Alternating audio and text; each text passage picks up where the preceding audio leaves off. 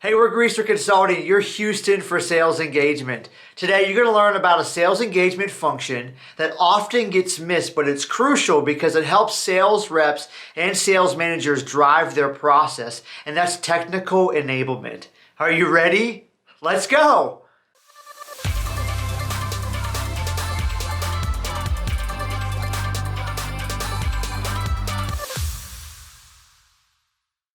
Hey folks, we're here to talk about technical enablement and something that like everyone needs, right? It's ongoing. It's something that's not like a once and done thing. So Jordan, tell us a little bit about technical enablement. I know you're passionate about it. What are the consequences of not having technical enablement? Yeah, well, first I got to tell you, this is one topic that I couldn't be more excited about. I think anybody who knows me knows that I actually lived overseas for a while, and I taught little kids overseas. I taught middle school, and then I taught college age. I got into the SaaS world, ended up teaching a bunch of new customers coming on outreach all the time. So that was a big part of my function, was building the training program. So I am pumped about this topic. Now, you asked me, what are the consequences of not having this function? Look, we always say a good sales engagement platform is built on three things: sales strategy, good technology, and then lastly, really good content. But at the end of the day, those three things don't matter if you don't have really good enablement. So the consequences of not having this function is that you spend hours and hours building out those three pillars, and then nobody adopts anything that you've just done.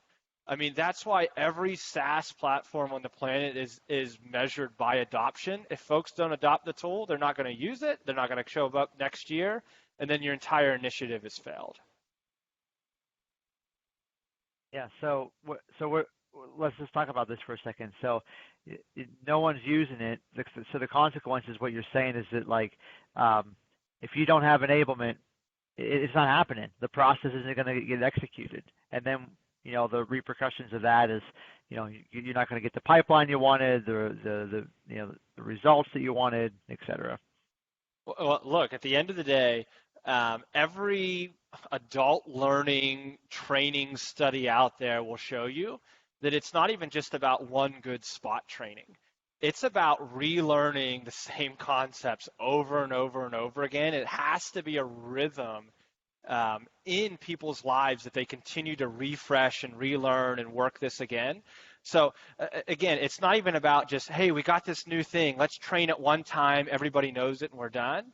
You have to continue to invest in this motion over and over and over again. Otherwise, you sort of get education decay. And what I mean by that is, like, folks will start to learn a little bit of it, but they don't really maximize the potential. Or they get into it, it gets a little bit hard, and then they give up. The point being is you have to keep running that motion over and over again. Yeah. I think one key too is that these platforms, they change. They're adding new features all the time, right? And so, and in order for you to get all the juice, right, and get your the most bang for your buck, like, you have to make sure that you stay current in what's going on with these platforms, the new features, the functionality that will help your reps to, do more, achieve more, et cetera. Stay current on what the latest and greatest is. So that ongoing enablement is key. What's really interesting about that, though, Theron, is that like when you first got your Salesforce, it looked the same all the way when it first came out until they just recently released Lightning. So like over 20 years here, Salesforce looked almost exactly the same. That is not the case with these sales engagement platforms. It's not the case at all. I mean, you go 6 months, you're missing three key features. You're missing a major part of what makes this platform the platform it is today. So you're right. These systems, part of their value is they're iterating really quickly right now. So you have to keep on top of what's going on out there. Yeah. So one question I have that I think about a lot, one of the videos that we've done here talking about being a sales engagement platform technical admin, like that function is really key to make sure things are optimized, things are set up correctly, things aren't falling through the cracks, like people are actually in sequence or in cadence and you're actually producing the pipeline and not stuck somewhere. But then there's like technical enablement and making sure that there's ongoing education that's happening. So my question is, Jordan, is like, can the same person run these functions, or is that two separate people that are doing this? Like, talk about that. Or maybe it's different from a startup to a mid-market to an enterprise role. Like, help us understand, like, how that's supposed to work. Can the technical admin also do enablement? And if they Yeah, so can, what do they have to have? the reality there is that smaller companies that are maybe tighter on resources, one person might be running multiple functions here. And so it is a fair crossover that if you've done all the admin work to set all this up, you're likely going to be the person that's also enabling folks on it. Now, the problem with that, though, functionally, is the concept of the SME. So SME is subject matter expert. Again, going back to adult education and theory and all this, usually you do not want the subject matter expert doing basic training. The reason being is because they have so much head knowledge up here of how everything works, right? That, yeah, there's, well, you can do this, you can do this, you can try this, you can try this. But when folks are first coming on, the real value is you keep concepts simple, you keep it consistent, and you train on the fundamentals, what SMEs have a real difficulty doing, generally speaking. So again, you can have that function together, but if you have more resources, it's really smart to bring somebody in that just focuses on how do we make things feel really simple for folks, not even for the users, but also the managers that are coming on, and even documenting things and making sure if our current admin moves on, how do we train another admin to come on to this, right? So those are the areas that you have to think about when you think about enabling in this type of motion. Yeah, I think one thing too is if they do have the ability to be able to communicate clearly and simply of how to do something, they got to have a heart of a teacher as well, someone that really wants to help someone grow and develop. That's key, because you can have a subject matter expert, and they might know how to, like, hey, here's how to make it simple. But if they don't really want to enable that person and help them achieve, their goals, then it just doesn't come across. Now, let's dive in a little deeper here. All right, let's talk about what the technical enablement person actually does. Like, what is their responsibility? What's the day-to-day look like? Well, number one, they're going to make sure if there's any system changes that they understand how that's going to impact workflow. They're going to understand how that might even impact things back into how managers look at things and maybe coach and work with their reps surrounding those system changes. If there's new features that are rolled out, they're going to train the team on how they are, whether that's using some type of teaching program like MindTickle, or we're going to do a every other week meeting together like a lunch and learn, or having set trainings on the calendar every month. They're in charge of that. And then ultimately as well, in charge of documenting, here's how the process has changed, updating their playbooks inside of there, or working with a documentation specialist to make sure all those things work together. And so it's about not just creating the training ad hoc, but also having it on the back end, so if anybody needs to look for it again, they can find it, they can work with it, and make adjustments as they go. That's good. Just a little plug, we do have a video talking about, that's one of the functions that we feel is really important of sales engagement, is documentation. What gets documented can be scaled better. And so make sure you check that video out as well. But I want to go back, one of the things you said here, Jordan, was that you talked about when there are changes, whether it's system changes, whether it's, training, documentation changes. Yeah, changes, right? When there is changes, what comes to my mind is that a lot of times change is dictated from other departments, other roles, other functions, right? So this technical enablement, who are the folks that they typically work with in order to say, hey, here's what's going on, we need to make this change, or enablement here, here, and here? Yeah, so they're going to work with that technical admin, right? The person that's actually working on these sales engagement platforms, whether that's sales ops or somebody dedicated. They're going to work with the content manager of one of these platforms. That's a huge piece of this, is that a new sequence or cadence comes out, a new play, something we're going to run this quarter, they're going to work with that content manager on when do we roll this out? How do we make sure reps are using it? How do we make sure they're adopting it? And then, helping communicate with one of the analysts how the results are going. Do we need to adjust something in training here? Do we need to adjust the way that we got these sales plays coming out? And then the last two here are obviously reps. Like reps and their managers are really important, making sure the reps know what they're doing. The managers, are they running these plays? Here's what's up and coming. And then sort of the forgotten piece that sometimes things can get siloed is usually marketing might have certain plays they want to run. And so how do we bring sales plays together with these plays and run them at the same time in context of that content manager? How's that fit? Whenever there's changing to the marketing system that's going to affect the sales engagement platform, how do we make sure that we communicate that to our reps that here's the changes that are coming, et cetera? So, I mean, really, you're going to talk to a lot of people if you're inside of this role.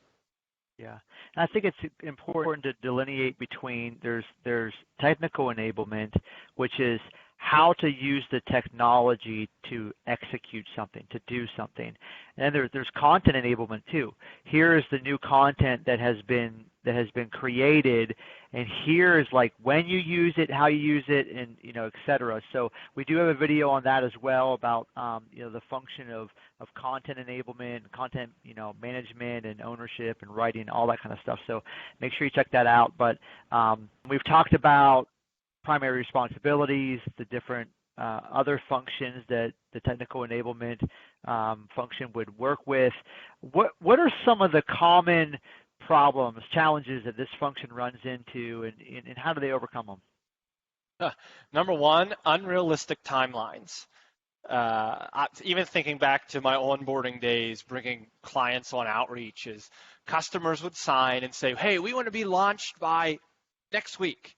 Okay, well, look, everything that we've been talking about, you have to align marketing and sales. You need to get your sales managers in line with what the process is. You need to do workflow interviews. You have to make sure your content's aligned and ready to go. Do we have stuff to send, right? Do we have cadences or sequences ready? And so oftentimes training is seen, well, it's not that big of a deal. Just tell people how to click this button over here and then have them run with it. Well, there's a lot of coordination up front to make sure we're actually training on the right things. These sales engagement platforms, when I first started, it was funny, I started at Outreach. We literally could put a couple emails together and hit send, and that's all the platform did. Today, there are these vast sort of programs where you can do the same thing 10 different ways. Depending on the workflow, there's an optimal way to do it. So I would say number one is just aligning the right timelines so training has the ability to be effective. All right, so from a standpoint of how to overcome unrealistic timelines, what would you suggest? Yeah, well, first off, as the enablement lead, you have to evangelize a little bit what your process looks like. To be fair, I don't think people realize the amount of work that it takes to actually do some of this. So it's important when you get into leadership meetings that early on you tell people, hey, when we do a new launch or we're going to work on something, here's what it actually takes to get this done. Here's the key people we talk to. Here's the timelines that gets done. Now, look, if you're in a startup and you're just getting going, training, you might hold all that information and you can do a training tomorrow. That is possible. But as your organization matures, you just need to show, here's the pieces of the puzzle, and then here's the time that it takes to put something out there. So again, just helping people understand what it takes is a big deal. And I would say the second thing is even building in, getting buy-in from the organization, sort of an enablement rhythm. So we've all fought with the calendar. Well, we can't do it on Thursday, maybe on Friday. Well, if we build in an enablement rhythm, on Wednesdays, we're going to send a digest that's going to have all the updates in the org. Every other Thursday, we're going to review those, and we're going to actually show you how to act on them. If you go to our shared space or our shared drive, whatever you're using, you'll see a running log of changes and updates in case you need to see them. So building a sort of mature system with that rhythm can allow those realistic timelines. So then you have a defense. well, hey, our next training launch is going to be in 2 weeks. So put that in the queue. We'll get to it. We'll get it trained. We have 2 weeks to get ready now. And then here we go. So that really helps sort of empower that enablement person to say yes or no to things as opposed to just getting it thrown and chasing it. Well, on the subject of empowering, the technical enablement function, as a leader, what can leaders do to support this function? So number one, understand that training is not one and done. Nobody learns something one time and is really good at it the first time. It takes constant conditioning. Like think about your basketball days or something. Like you don't pick up a basketball for the first time and you're Steph Curry shooting threes from midcourt, right? You have to keep doing the same thing over and over again until folks get really good. So even training folks on these SEPs, that's a key thing that managers like buy into this, that this is going to be an ongoing process. The second thing that we really need is we need that frontline manager support. Too often, purchasing decisions come from the top. It sort of skips the middle, and then there's just this idea that we'll just train the reps and it'll all work. But for rep adoption to happen, frontline managers, they need to be held accountable. They have to be involved in deciding what the reps are actually going to do. So they have to have a little autonomy to make decisions. And managers, ultimately, they don't need to be the same level of expert per se, but they do need to have at least a cursory understanding of what goes on in there and how it impacts their world. If you lose the frontline manager, you will lose the team 100% of the time. So those are two things that come to mind right away. I think that it could be overwhelming for someone that carries out this technical enablement function that, perhaps they're really good at explaining things, making it simple. They're good at scheduling things out and really working internally with the different, colleagues to make things happen. But one thing that could be overwhelming is like also creating training materials. How as a leader can I make sure that first off, is it a requirement for a technical enablement person to be able to be really good at creating instructional material, or is that something that I as a leader could help ensure that they get that help and support from perhaps an instructional designer or something like that? Yeah. That's a great question. So independently, again, like if you might be wearing multiple hats, sure, you can put some slides together, you can get some demos together, whatever. But as your enablement motion matures, having a good instructional designer can really help. And what I mean is somebody that comes in, they're sort of those folks that like work on the curriculum, that figure out how do adults really learn, and they build that out in a way that's just going to continue to like play on the psychological ways that the adult learner works. It's really good to have that resource. Another thing is it's just true that folks will tend to listen more if they're engaged by their speaker. So like giving that technical enablement person, like pushing them into Toastmasters, saying, hey, we'll pay for your membership so you can go and practice your public speaking, or doing some adult learning certifications. Like ATD is sort of famous out there for certifications that help sort of the layman learn how to do some of this work. So providing that professional development for that technical enablement person. Enablement really for the enablement? Exactly, right? Like we all need it. Yeah. And so, and one of the last things that I think this role sometimes can get a little bit beat on because, well, is it adopted? Did this happen? And was it aligned? Were the timelines there? I also think including this person in some spiffs, like how your sales team, if you do this many dials, we'll give you, an Amazon gift card, or we'll send you here if you hit President's Club. Building some of those spiffs, like enablement folks can be a little competitive too. So it's not a bad idea to build in incentive that if they hit certain metrics or the team does a certain well, like they get to win as well. That's good. That's good. Well, listen, we've got more videos about the different functions of sales engagement. Make sure you check those out and learn more, and feel free to reach out with any feedback or questions that you have. Hey, we hope you enjoyed this video and that you learned something that you can apply today. If you're not receiving our monthly Greaser Drip where we share our insights, make sure you go to our website and subscribe so we can get that to you. And also subscribe to our YouTube channel here so that way you don't miss any videos like this one.